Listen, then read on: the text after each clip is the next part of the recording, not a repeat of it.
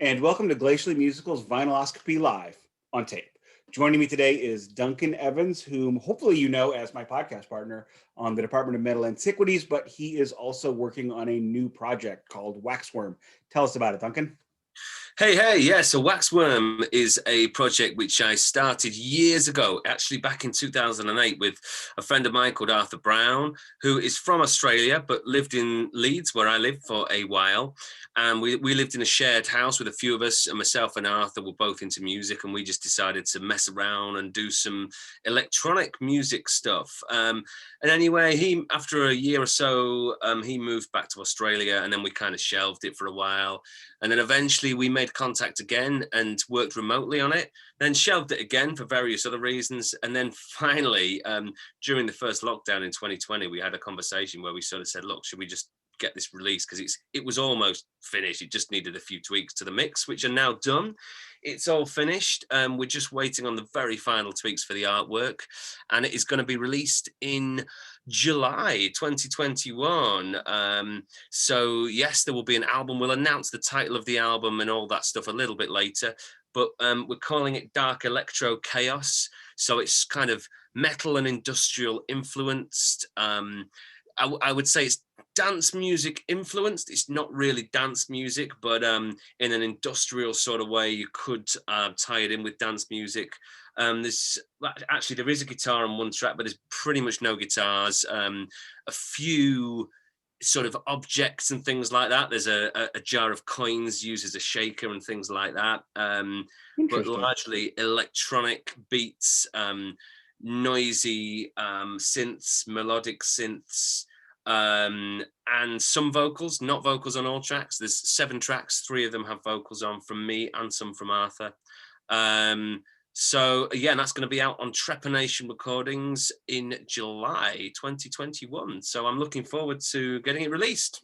Very cool. And what are the social media links where we can follow that? Yeah, it's at Waxworm Band on everything, basically Twitter, Instagram, and Facebook. So yeah, please follow. Thank you. Easy enough. And I'll put a link in the description if I can. I don't remember because I'm really bad at this. But we're talking about some records today. So you picked out 5 special records for us. Show us what they are and tell us about them. Okay, should we go one? Do you want me to show them all, or should I go one by one? Let's go one by one. Yeah. Okay, so the first one then, so I picked the categories as well. So I wanted to go for 70s rock albums. So I've got a big record collection on CD and on vinyl. I don't really do the whole digital download thing unless I'm reviewing something. But anyway, so I used to be massively into my 70s rock. I still like it, don't get me wrong, but I have more diverse taste now, but it was like my thing when I was growing up as a teenager and maybe my early 20s. So I have chosen this album here as my favorite 70s rock album. I've got a lot of 70s rock on vinyl. That was when I started collecting vinyl, was when I was really into 70s rock. And quite a lot of 70s albums, you can find them relatively cheap even now. Not here. Sure. I mean, to be honest, they've gone up here as well. But I bought a beater copy of that in Ohio, driving home in 2017. There was $15, and I almost got rid of it because it was too scratched. Wow, this cost me £5, which is about $7, and it is in pretty good nick, pretty good condition, and it has the lyric inlay sleeve. Yeah, I don't have any. I didn't get any of that on mine.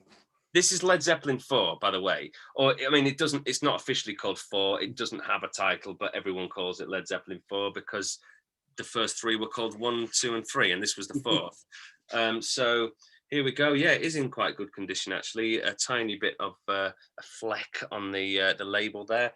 But yeah, this album is just, for me, it's the absolute epitome of 70s rock. I don't know anything that could be said about that album that has not already been said. Okay, well, I won't say too much then. I'm not trying to be rude. I'm just saying that one is the one that Led Zeppelin IV is, it's the epitome of album rock. Yeah. It's got my favorite Led Zeppelin track on there, which is perhaps a less popular choice, When the Levee Breaks. Just love that track. One. Yeah, just an amazing track. They've got the blues thing. It's where them at their best as a kind of groovy, heavy blues band is that track with the harmonica, the big epic long structure, slide guitar, and of course the classic, I think it is the most sampled drum part in history that begins that track with John Bonham And the playing this sound that most people thing. tried to copy as well. Well, yeah, but the thing is, they never quite got it because that was actually recorded in a huge mansion with a microphone, I think, at the bottom of one microphone at the bottom of the stairs and the drums at the top. It shouldn't work, but it does, and it sounds immense. And that's testament to Jimmy Page's production skills and John Bonham's playing. And yeah, nobody quite got it right when they tried to do big drums like that in the 80s because they were faking it, whereas this was real. This was in a mansion. So most people can't afford to record in a mansion. Okay, so that's that one. I'm going to move on. So this is the other category I chose, or one of the other categories was post-punk or goth record. Now, I know this band, the only member of this band, the only constant member of this band, and he was already the only constant member of the band by the time of their second album. He hates the term goth. He doesn't want to be associated with it. He just hates it. At the same time, these guys are like the archetypal goth rock band, like it or not. This is the Sisters of Mercy, and this is the second album, Floodland, from 1988. So these guys are actually from my hometown. So they met, the original lineup met as students in Leeds.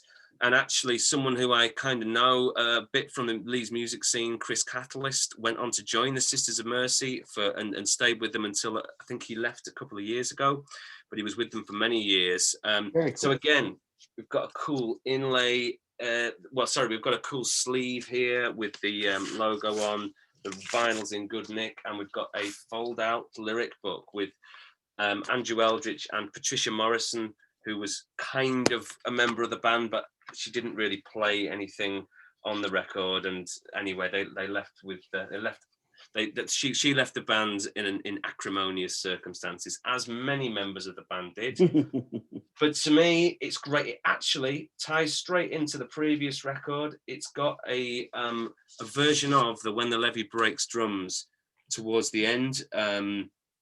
And I've completely forgotten which track it is now, but anyway, I think it's Flood 1 or Flood 2. It's got the drum, essentially an electronic version of those drums.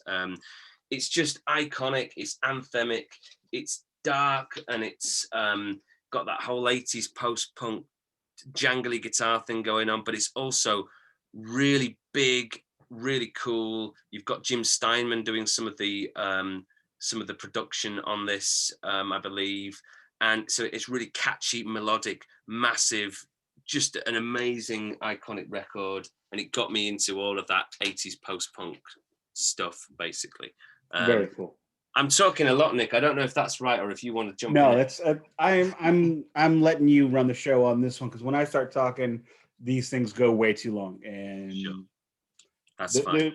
There's a time frame I want to get to, so I want to stick with it. Cool. Well, this next one then is by so the next category that I decided was favorite folk rock album, because I'm a big fan of the whole folk rock thing, and I've chosen one that is not really a classic album as such. It is by Richard Thompson, who was originally in a band called Fairport Convention, who are absolutely one of the most famous kind of folk rock bands from that 60s British folk rock boom. But I absolutely love his solo stuff more, I have to say, than Fairport. Sorry, Fairport. I've seen Richard Thompson live a lot of times. I really like what he does. This is an album from, I think, about 2013. Yeah, there we go, 2013. And it's called Electric, which is not necessarily the best title in the world. Apparently, the record label came up with that proper. I gotta say, I love that cover. That cover art is beautiful. It's pretty cool, isn't it? Yeah, absolutely. And there's the man himself with his trademark hat. He lost his hair and he wears a beret on stage, which I think is a pretty cool look, actually. So yeah, double vinyl with bonus tracks. Just some amazing tracks on this. He's just one of my absolute. I think he's my top two. He's in my top two songwriters, along with someone. Is that a re-release or is that an original? No, 2013. That is when the album came out. So that's an Okay. original copy that I bought in 2013. He's still going. He's still making records. He just did a lockdown EP called I've completely forgotten what it's called. Something to do with boxing and or bare knuckle fighting or something like Bloody Knuckles or something like that. But anyway, can't remember. So I should know that. But anyway. But yeah, he's still going. He's just a fantastic, phenomenal songwriter. He's able to do that thing of playing a character in his songs and really getting inside the character as though he's writing a short story in a 3-minute song. Phenomenal. And even if you don't think you like folk music, there's all sorts of stuff in there, from sort of rock and roll to, I guess, sort of almost heavy rock. Not, there are some nice riffs in there. Remind me of that one when we talk later, because I'm going to want to check that one out. Will do. It's great. Well worth checking out. Okay, so the next one, these next two categories, I struggled with them, even though I decided these categories. So the next one is album from the 2020s. So in other words, that's from the last year and a bit, the last 15 months. And I realized that even though I have there's loads of albums that I've been listening to, reviewing since 2020. I even did a top 20 albums of 2020 list for Ghost Cult magazine. I realized that I didn't own many of these on vinyl, because they're often ones I've been reviewing, which I've only got digitally. So I thought, what am I actually going to do? And I realized that one of the only records I have on vinyl since 2020 is this, but it is also by probably my favorite artist of all time.